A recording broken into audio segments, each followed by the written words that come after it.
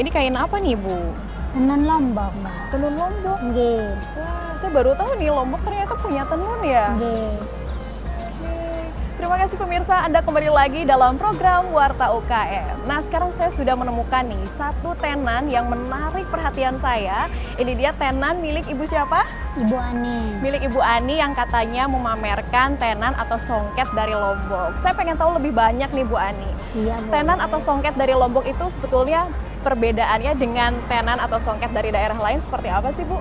Motifnya. Mm-hmm. Kalau Motifnya ini seperti apa? ini kan yang namanya motif matahari.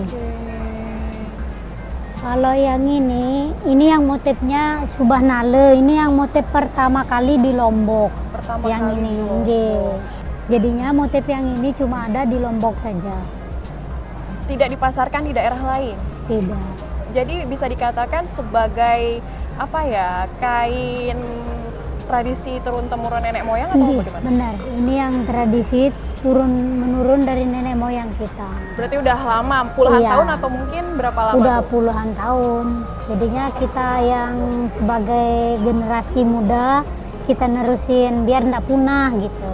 Kalau untuk proses pengerjaannya sendiri kira-kira masih tradisional atau mungkin Masih sekarang tradisional banget. udah seperti apa tuh gambarannya?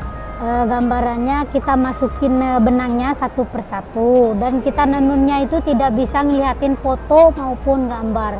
Udah ada di pikiran kita masing-masing.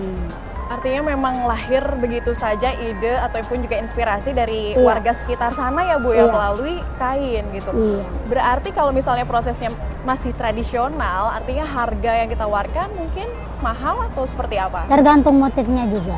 Tergantung Nggih, motifnya. soalnya ada yang pakai katun, ada yang pakai sutra, ada yang pakai metris, dan ada yang pakai pewarnaan alam.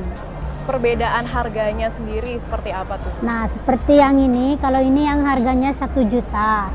Kalau yang ini harganya 2 juta. Dan kalau yang warnanya yang budak-budak gini harganya 2.500.000. Yang paling mahal yang Ibu Yang- bawa ke sini yang berapa ini. harganya? Ini yang 5 juta. 5 juta ini yang termahal. Ya, ini yang paling mahal. Sejauh ini peminatnya seperti apa? Akan songket ataupun Ya, kalau juga tenun dari peminatnya banyak yang milih yang pakai pewarnaan alam. pewarna alam. Nggih, yang seperti ini.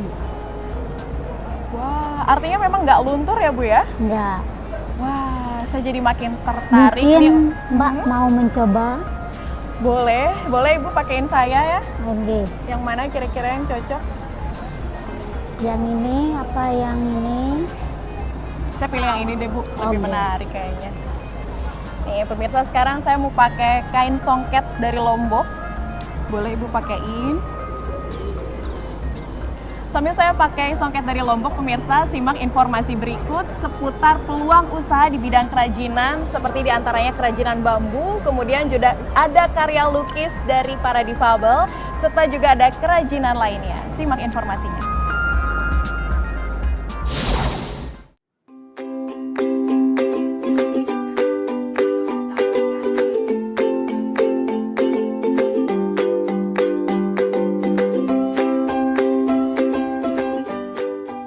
Inilah aktivitas sehari-hari ibu-ibu rumah tangga yang ada di Kelurahan Tegal Harjo, Banjarsari, Solo, Jawa Tengah, yakni merajut bersama. Di mana setiap sore mereka selalu menyiapkan benang dan jarum rajut yang dibeli secara kolektif. Awalnya mereka memang hanya sekedar mengisi waktu luang dengan merajut jilbab. Namun karena banyak yang menyukai hasil karya mereka, permintaan pun semakin beragam. Sehingga ibu-ibu ini pun membuat produk rajut lain seperti taplak, alas gelas, topi, dan tas. Produk-produk itu mereka pasarkan baik secara langsung maupun daring, yang dijual dengan kisaran harga antara 100 hingga 700 ribu rupiah. Membludaknya peserta yang ikut dalam kegiatan merajut ini membuat PKK Kelurahan akhirnya menaungi mereka agar lebih banyak ide usaha yang dapat diwujudkan. Mau pesen, mau belajar boleh-boleh. Nah, terus kita rame-rame. Beli benang rame-rame, beli hat rame-rame, belajar bareng-bareng.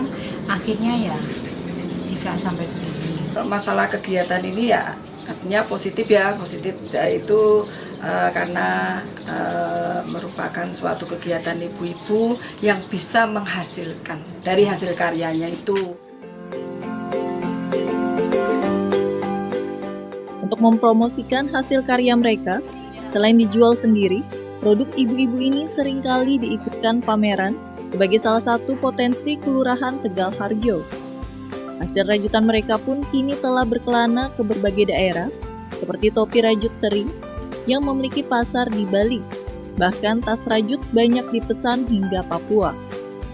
Sehingga dalam sebulan mereka mampu menjual ratusan produk rajut dengan berbagai jenis. Dari Solo, Jawa Tengah, Denik Apriani, Kantor Berita Antara mewartakan.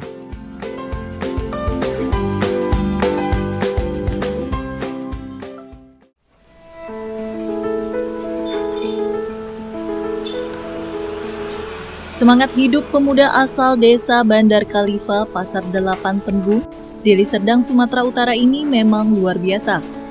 Keterbatasan fisik yang dimiliki tidak membuatnya putus asa melanjutkan hidupnya. Padahal kedua tangan dan kakinya telah diamputasi sejak 2 tahun yang lalu. Saat pemuda bernama Ahmad Prayoga ini masih duduk di bangku kelas 2 SMK. Karena tersengat aliran listrik bertegangan tinggi ketika tengah mengelas, yang merupakan pekerjaan sampingannya saat itu.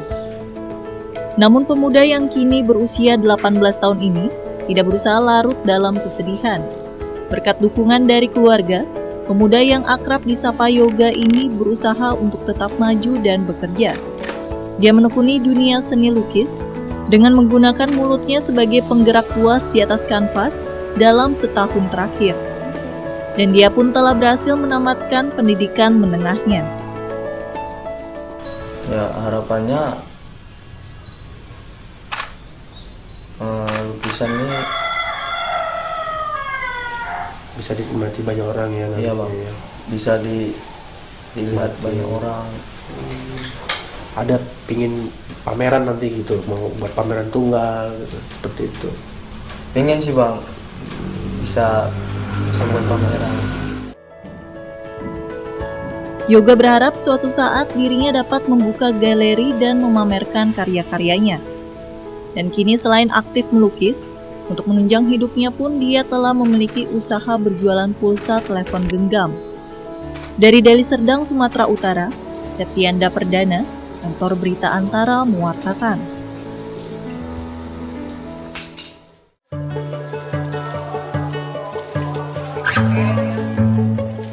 Dusun Jambangan, Desa Batur Sari, Kecamatan Talun di Kabupaten Pekalongan, sejak 18 Maret lalu telah menjadi sentra ekonomi kerakyatan. Warga dusun ini dikenal karena keahliannya membuat kerajinan berupa perkakas rumah tangga dari anyaman bambu. Bilah-bilah bambu dirangkai dan disusun oleh warga dusun Jambangan menjadi wadah tempat nasi atau ceting, bakul, cepon atau wadah berukuran lebih kecil, bahkan juga kap lampu. Hasil kerajinan bambu ini sudah tersohor dan menyebar hingga keluar kota Pekalongan, seperti Tegal, Brebes, Cirebon, bahkan Semarang dan Jakarta. Rata-rata dalam satu hari, setiap orang bisa membuat maksimal 5 buah tempat nasi atau ceting yang dihargai sebesar Rp4.500 per buah atau Rp90.000 per kodi. Yang paling mahal adalah produk berupa bakul yang dijual seharga Rp20.000 per buah. Salah seorang warga pengrajin, Abdul Rohman, mengatakan ia menuruni keahlian membuat kerajinan ini dari orang tuanya. Sekalipun dijadikan pekerjaan sampingan, ia bisa mendapatkan tambahan penghasilan sebesar Rp15.000 sampai Rp25.000 setiap hari. Sangat membantu sekali mas. Ini kan untuk waktu peluang daripada nganggur, tidak ada kerjaan lain, misalkan kita bikin ini. Kalau ini satu desa Jambangan ini semua sentra produksi ini semua ya Pak? Iya, rata-rata boleh dikatakan menyeluruh satu RW itu bikin ini.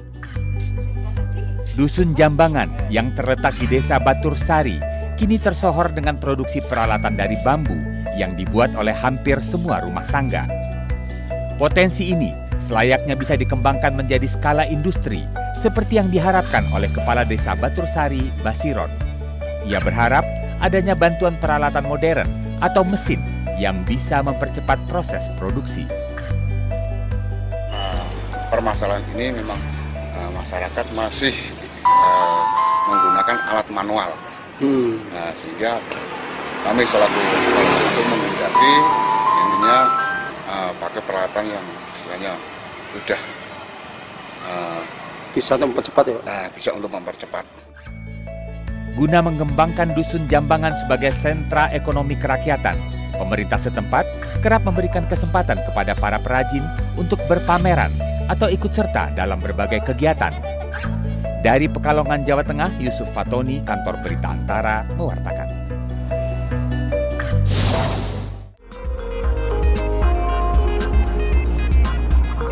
Nah pemirsa, bagaimana informasi tadi? Menarik bukan? Dan sekarang saya sudah selesai di pakai songket dari Lombok. Kalau boleh tahu ini nama motifnya sendiri apa sih Bu? Motif matahari. Motif matahari. Jadi memang proses pembuatannya tradisional, bahkan juga cara pemakaian juga simpel ya Bu ya?